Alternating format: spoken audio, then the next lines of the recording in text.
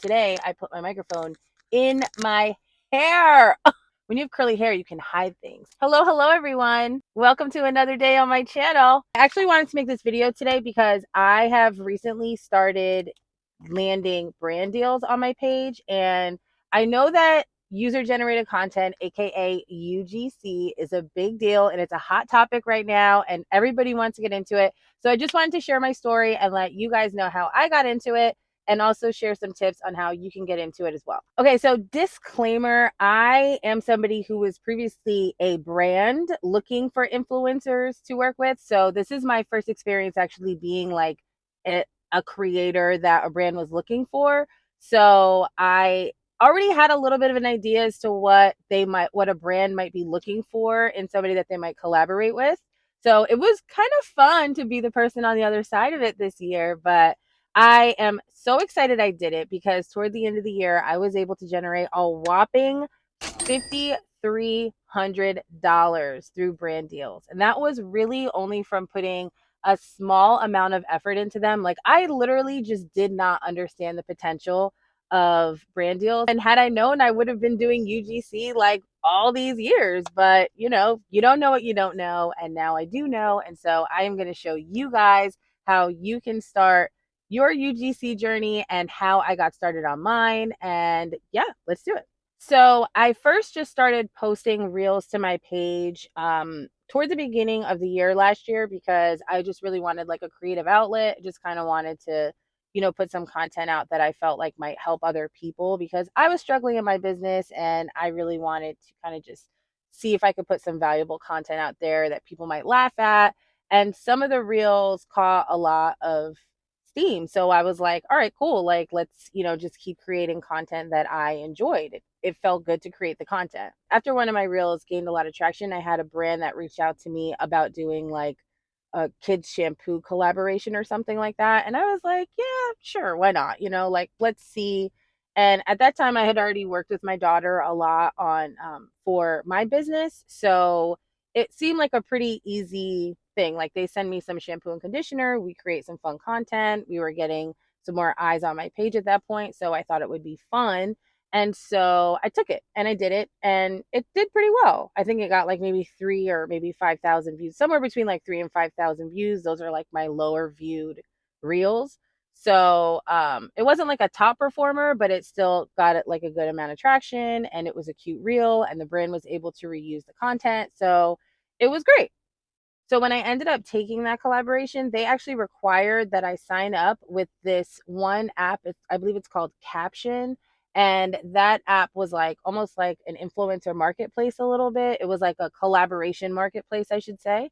So I signed up there and then I ended up going and creating like a whole profile on there. And then I was just like listed as like a creator, and that's how this brand handled all of their collaborations. So once I was listed on there, I actually started having other brands reach out to me. And directly right in that app, you can actually start applying to other brand deals. And since you already have a profile, like, it's pretty easy for them to just approve or deny you. And then you can just, keep moving on. I think they cycle brands pretty regularly. So that was pretty cool. So in that app, I actually ended up just sending my profile in to like every product in there that I found interesting or that I would have wanted to post about. Make sure that you're signed up for one of these posts like Caption, or I believe another one that I used that I liked was Brandfluencer. I will drop all of those in the link below. So another thing I would do that I'm not entirely sure if this works, but this is just a strategy. It's like I have like a theory about this. So I had heard that it's helpful if you go through and leave a bunch of comments on a bunch of different pages every day consistently for like 30 days.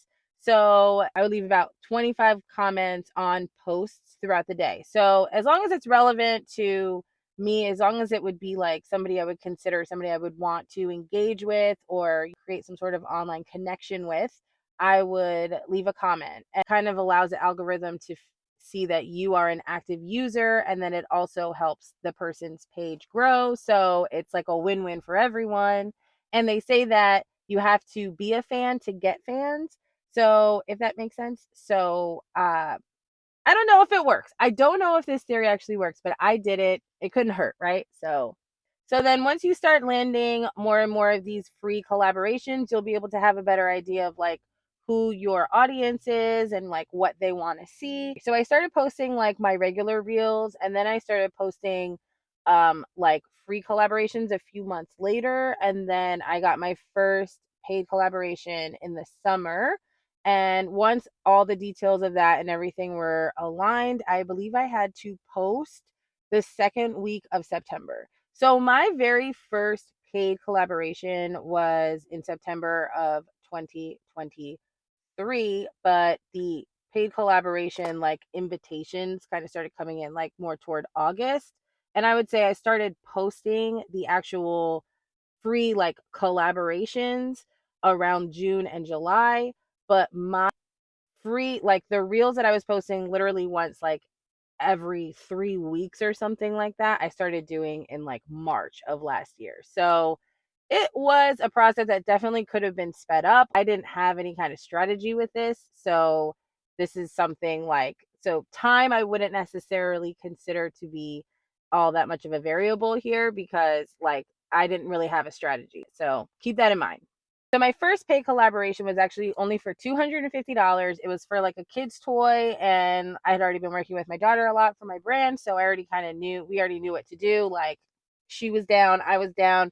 Plus she got like a whole play set. And so it was really fun. And I was like, 250, like if I could just get paid and get this product, like that's cool. That's like a cool way to earn money. And I just again didn't really have a strategy. I didn't know it was gonna lead to what was coming next, but I was like super happy to do it. So we created the reel, we posted that reel, and then almost immediately I got my second brand deal, which was for $2,000. And that was for two reels, but it was one brand that I was working with. And I had to create, like content that had voiceover work. That one had a lot more like involved in the actual creation process, and that's why they were paying so much money for it. It actually ended up coming down with COVID literally right before I had to post it, but we still got it done. And so that went off pretty much without a hitch. I got paid 30 days later. Usually they do what's called a net 30 term or a net 60, where it's going to take them 30 to 60 days to issue the payment. So keep that in mind. That's very common with these brands. So after that, the paid collaborations really just started to kind of roll in. I was like pretty busy with collaborations, and at the time my business was on my last nerve. So I was really happy to be like focusing more energy on paid collaboration. So again, I just kept like staying active on my page. And then I actually had a brand that reached out to me that actually required that I do what's called like almost like a page audit. And that brand is called DRIPPY. And they basically go in, they like review all your analytics, and then they give you the price of what you're supposed to be charging. I did not know what I should be charging. I was just taking whatever money they wanted to give me because I was just happy to be getting paid to create content. But this brand, after I ended up signing up and doing the whole like verification process through drippy.com, they actually said I should be charging $800 per reel. So I was like, phew, so then I was like, okay, now I know what I'm talking about. Now at this point, I probably had like 3 or 4 paid collaborations under my belt, and my reasoning for doing, UGC could be totally different from yours. And I might take a brand deal even if they're not paying me $800 if I really like a product. But it's really good to kind of have an idea of like what brands will pay when it comes to this stuff. So just some transparency. I don't always charge $800 for a reel at this point, but I could, and that's like a cool thing to know. So I highly recommend logging on to Drippy once you start building your audience and get what's called a verified rate card. And then you can also send that to brands when they try to be like, we not paying you that. You could be like, honey child, somebody gonna pay me for this. So keep that in mind. Toward the end of the year, I got like the most of my brand deals. Obviously, the holidays are a busier time. And I was just happy to be making this extra money, especially because I was kind of trying to take a step back with my business. And so I was able to, between 6 reels and also posting to my story, to make like story content for all of the reels as well. But that ended up bringing me an additional $5,250. And I was also able to attach some affiliate links to some of those products that I was promoting. So I ended up closing out the year with a whopping $5,340 from UGC and a little bit of affiliate income. But I really didn't start creating the content or doing any of that until, I'd say about the summer was when I kind of started turning that on. And I've got a ton of deals lined up already for this year. So, yeah, I love this stream of income. But I had a very unfortunate discovery in the beginning of December that I am almost embarrassed to share, but I'm going to do it because we're all learning. We're all students, right? We're all students of life. Okay. Don't judge me. So, me being the very efficient and detailed professional that I am, I did not realize that I had the wrong email in my Instagram bio. So, I actually had a forwarding email that was associated with my business originally. The reason why I switched that email in the first place was because a lot of that mail would filter out and go straight to junk. And I didn't realize that that was still the email that I had on my personal page. And so a lot of emails were found in my junk mail in the middle of December. And so I actually missed out on brand deals that would have been an additional $2,550 for the month of December.